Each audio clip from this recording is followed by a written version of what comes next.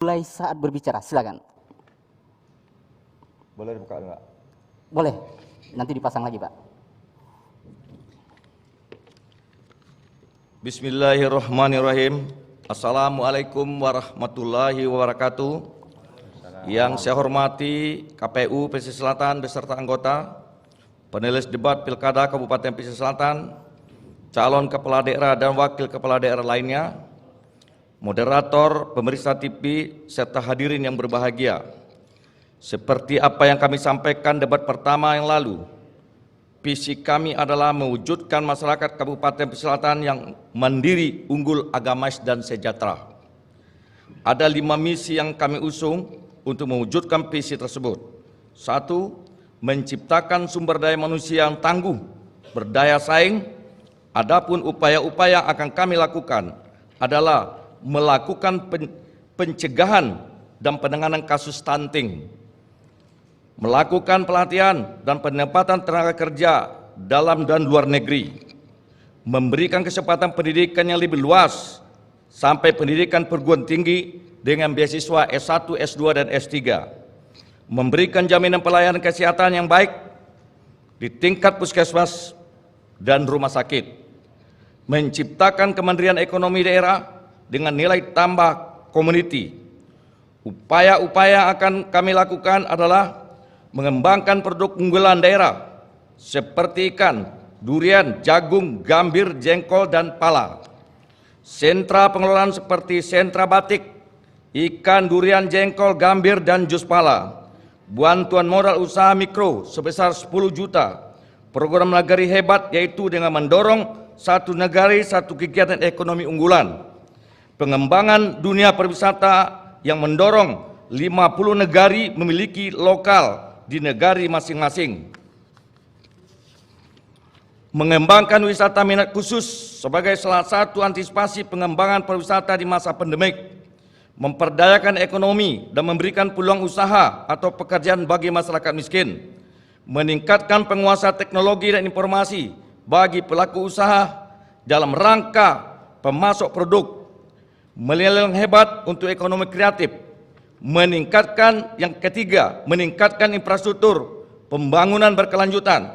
Upaya-upaya yang akan kami lakukan adalah pembangunan jalan dan jembatan menuju pusat kegiatan ekonomi daerah, pembangunan infrastruktur melalui pemberdayaan padat karya, pembangunan irigasi, revitalisasi pembangunan pasar, pemenuhan kebutuhan sarana prasarana dasar masyarakat, RTLH, sanitasi, air bersih, dan listrik, reformasi birokrasi dan aparatur yang melayani, pembangunan mal pelayanan, baik kemudahan investasi ekonomi berkembang langkah. Ya, dapat kita informasikan, ketika waktu habis otomatis mic-nya tidak lagi aktif. Kita berikan dulu tepuk tangan untuk paslon 1. Ya, selanjutnya untuk paslon 2, waktunya juga 3 menit dimulai saat berbicara. Silakan. Terima kasih, moderator, para pemirsa yang ada di rumah. Pada kesempatan ini kami berdua akan menyampaikan visi misi kami, insya Allah untuk tahun 2021-2024. Visi yang kami usung itu adalah mewujudkan masyarakat pesisir selatan yang cerdas, yang sejahtera, dan yang berakhlak. Untuk hal itu, banyak yang harus kita benahi dalam mewujudkan visi dan misi itu. Yang pertama sekali, tentang pembangunannya. Ke depan, pembangunan yang akan kita kerjakan untuk mewujudkan visi dan misi itu tidak bertopang kepada salah satu sisi pembangunan saja, yaitu pembangunan fisik. Tetapi kita akan menseimbangkan bahwa pembangunan ke depan itu adalah pembangunan fisik tetapi berbasis kepada sumber daya manusianya. Untuk itu, kita tidak pernah mengingkari bahwa secara kedaerahan, indeks pembangunan manusia dalam 4 tahun terakhir di pesisir selatan itu memang ada peningkatan. Tetapi kita tahu bahwa peningkatan itu tidaklah signifikan, tetapi masih berada di bawah rata-rata indeks pembangunan manusia Provinsi Sumatera Barat. Dan lebih ironisnya lagi, barangkali kondisi indeks pembangunan manusia pesisir selatan hanya sedikit saja di atas Mentawai. Nah, hal-hal yang seperti inilah nanti akan kita fokuskan untuk pembangunan sumber daya manusia ke depan. Selanjutnya, nanti juga kita akan berbenah dalam persoalan-persoalan keekonomian.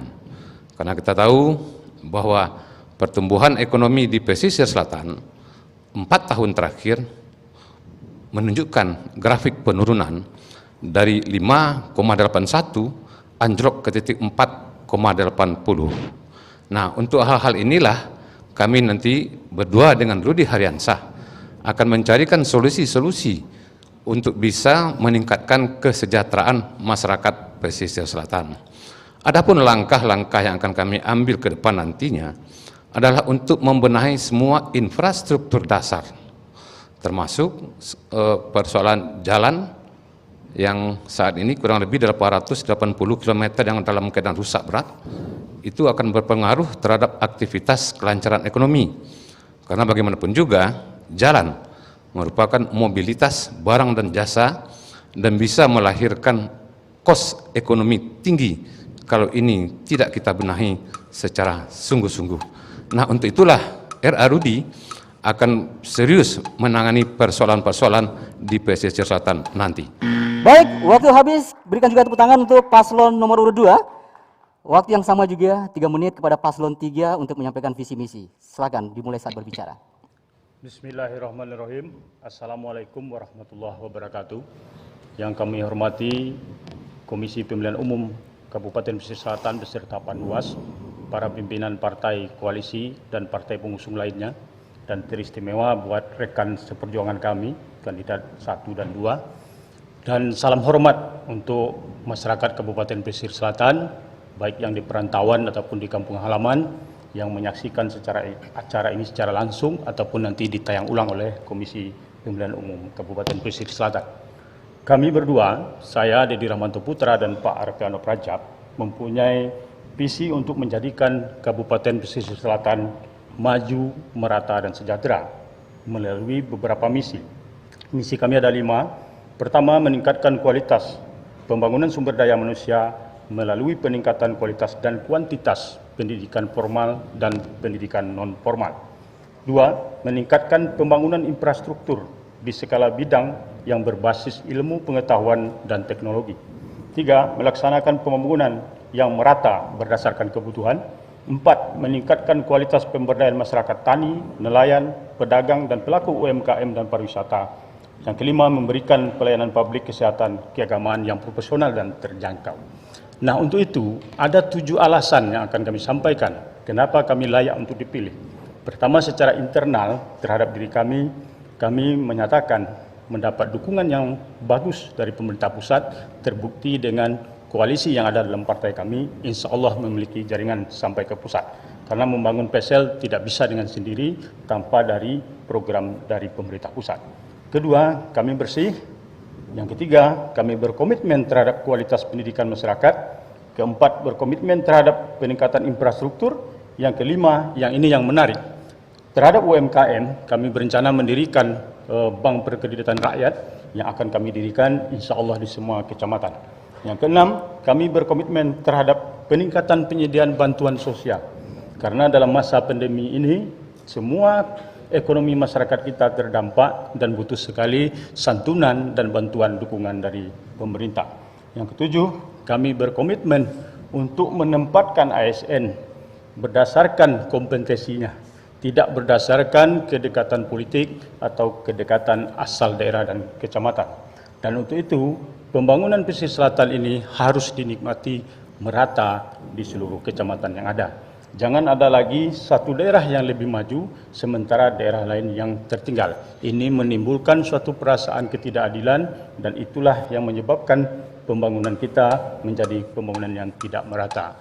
Pertumbuhan penting, pemerataan jauh lebih penting. Terima kasih. Assalamualaikum warahmatullahi wabarakatuh. Baik, terima kasih. Kita berikan aplaus untuk paslon 3. Baik, hadirin pemirsa dan juga netizen.